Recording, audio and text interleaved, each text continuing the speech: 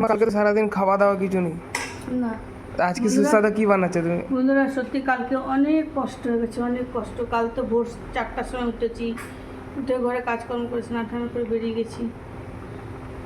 তারপর ট্রেনে যা খেয়েছিলাম আর দুপুরে তো কিছু খেতে পারিনি, সময়ই পাইনি। অনেক লেট করে ডাক্তার এসেছে, 3:30টার সময় ডাক্তার এসেছে। তাড়াহুড়ো করে ডাক্তার দেখিয়ে দৌড়ে বেরিয়ে ট্যাক্সি ধরে হাওড়া এসেছি। হাওড়া এসে দৌড়ে আবার ট্রেন ধরলাম। ট্রেনে আমাদের ছিল, রিজার্ভেশন ছিল, গিয়ে ট্রেনে বসলাম। বাড়ি এসে করে রাত্রেবেলা সিদ্ধ ভাত করে খেয়েছি, বুঝলি। তো আজকে এই যে রান্না বসিয়েছি।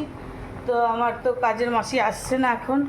তো সকাল উঠে অনেক এক বালতি ভর্তি জামা কাপড় হয়েছিলো, কাচাকাচি করে ঘরে কাজকর্ম সেরে আর এখন এই যে রান্না বসিয়েছি। 4 পিস ইলিশ মাছ ছিল, এটাকে বসিয়েছি পাতলা করে ঝোল, বেশি কোনো রিচ করব না। আর এখানে আছে কাতলা মাছ 4 পিস না 5 পিস আছে, এটাকে ভাপা করব, হালকা ভেজে নেব। আমি কাঁচা ভাপা আবার খেতে পারি না, একটুখানি হালকা এগুলোকে ভেজে নেবো, তারপরে হালকা একদম ফ্রাই না, তারপরে শসা পোস্ত দিয়ে ভাপা করব। আর মাছের ডিম আছে। আবার আজকেও মাছ নিয়ে এসছে, ওই দেখো এখনো ধুইও নি।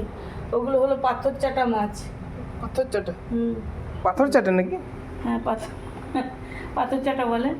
ধুইও নি এখনো। কত কিছু করা যায় বলো তো। যাই হোক, রুটি করে নিলাম, চা করে নিলাম, ছেলে আলু ভাজা, রুটি, চা এই খাওয়া হলো। আর এখন এই যে মাছের ঝোলটাও হয়ে গেছে।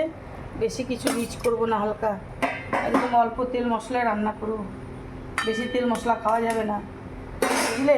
আর অনেক বন্ধুরা তোমরা জিজ্ঞাসা করেছো যে কি হয়েছে। একটা কথা বলি, সব কিছুটা তো বলা যায় না, যদি তোমাদের সাথে দেখা হয় তখন বলবো।